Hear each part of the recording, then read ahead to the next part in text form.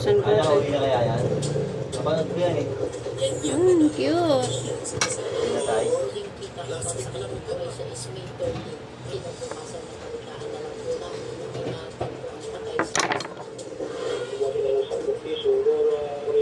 Hindi po masyadong hinog yung isa. Isa? Ha? Lumabas lang yung basura na dala-dala na natin na person of interest. Sa grupo na yung kaso. Sa akin lang to kasya eh. Ang liit eh. Mamaya, ay bukas, maaga ako.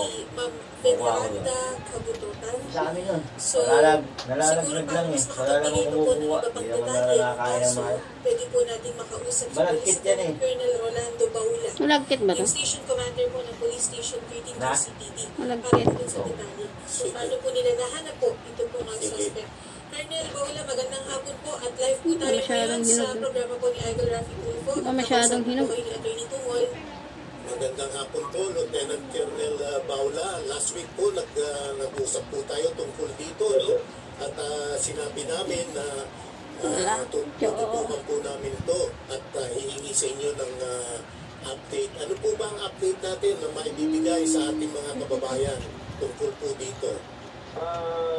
Luckily sir, nakakuha po kami ng warrant of arrest kung sa person of interest natin coming from alang-alang Leyte. So yung person of interest natin, meron siyang pending warrant of arrest. Maganda, manipis lang yung balat niya. Sa telepono, iwanagin po natin, yung warrant of arrest po na kinuha ninyo, hindi ho ito patungkol dun sa pagkamatay ni Veneranda Cabutotan po.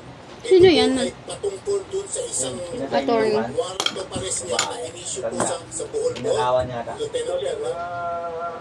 Actually, sa initial, sa may alang-alang na Leyte. With milk. Meron siyang yung person of interest natin sa sometimes Sugar. Meron siyang Sugar. na 61 years old na babae. Salamat po sa pagpapaliwanag. So, kasi po, iba po yung pinailan nyo na siya ng kaso dyan sa Quezon City tungkol sa pagkamatay ni Veneranda Cabutotan. So, maliwanag po tayo ngayon na ang warrant of Yelo na lang kulang. po doon sa dating homicide case niya. Opo, sige po. Sige po, patuloy nyo, Lieutenant Colonel.